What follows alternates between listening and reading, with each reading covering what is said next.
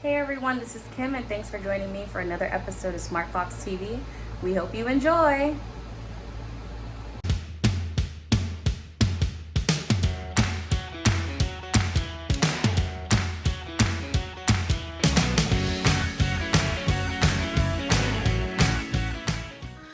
Hello and welcome to SmartFoxTV.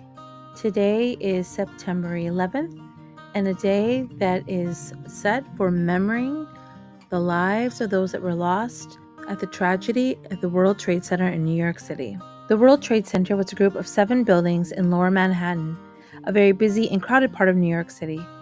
Many people worked and visited there, and there was also even a hotel and an underground mall where people shopped and stayed. The centerpieces of the World Trade Center were the Twin Towers.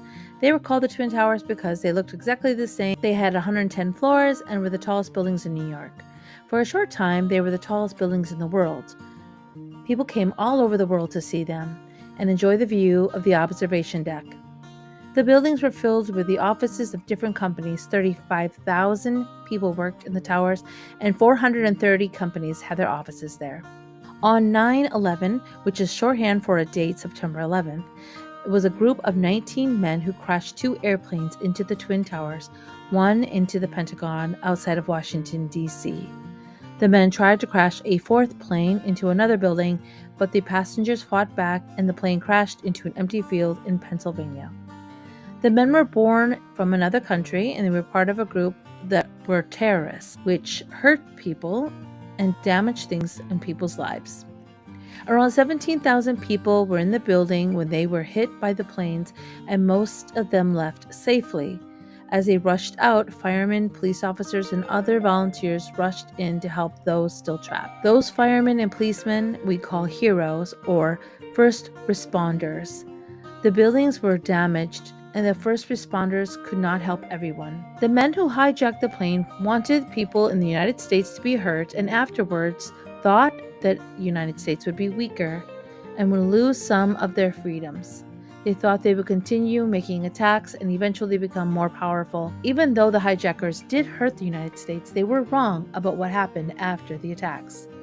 Many people from New York and the United States around the world came to help the World Trade Center and to support the United States citizens. Immediately, people came from all over the world to help for workers, and many people worked around the clock to clear the rubble and the debris. 8 months later, the last of the steel was removed. The World Trade Center has been rebuilt, and it is a memorial open to remember the attacks and now is a museum. When we don't have someone in our lives anymore, we can still remember them, and sometimes people make artwork or look at photographs or tell stories to help remember a person or a favorite thing. As long as you remember someone or something, you still have a part of them with you. Remember, if you go to the memorial, some people may take pictures or snapshots of the area, but it's better to keep it a memorial and not make it photo opportunity. Conversation with your family and share your valid emotions and be encouraging and respectful in conversation and discussions. It's not good to avoid difficult conversations. Parents and caregivers, understandably, don't want to cause anxiety and distress on their children. This often results in shying away from difficult conversations that we presume will provoke these emotions. It is terrorism itself, though, that is upsetting, not the conversations about terrorism. Invite the conversation with open-ended questions, and always remember to have hope. As we hear stories, awful things that have happened to people, remember the wonderful and compassionate and heroic deeds that occurred during or after such an attack. Shock and sadness can bring people, families, friends, and strangers alike together in a unique way. So recognize to have compassion and prevent future attacks of intolerance and violence, remembering to express your ideas respectfully and identify how to help others. We know how difficult this conversation can be, so thank you for listening to SmartFox TV.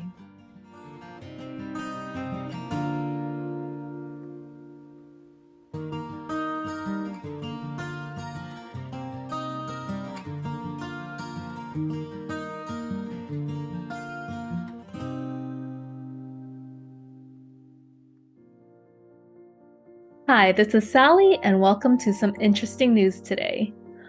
first news is, did you guys know that octopuses are super smart? They belong to a group called cephalopods, which are known to be very intelligent. In fact, they're 2 to 3 times more intelligent than invertebrates like bees and ants. Octopuses are even smarter than your average 3-year-old human baby. These sea creatures have been known to open jars, mimic other animals, and even navigate through mazes to get to their food. Compared to their overall size, they have a really big head with a really big brain. And they've been known to use tools to escape from predators, such as using coconut shells. They've even been known to break into an occasional person's kitchen. They use their intelligence to adapt to different environments, which makes them one of the smartest sea creatures in the world. Another interesting news or fact is that, do you guys know that honey never goes bad? Archaeologists found 3,000-year-old jars of honey in ancient Egyptian tombs and discovered that you could actually still eat them. The reason that honey never goes bad has to do with the body enzymes in bees as they transform nectar, which usually has high water content, into what we know as honey. So honey itself has a unique chemical makeup, which includes the low water content and also natural acidity, making it really hard for bacteria to grow in that environment. So that makes it something that never spoils. The next time you guys have any honey that's laying around, it's probably still good, even if you probably don't want to eat it at that point. We hope you enjoyed today's interesting news.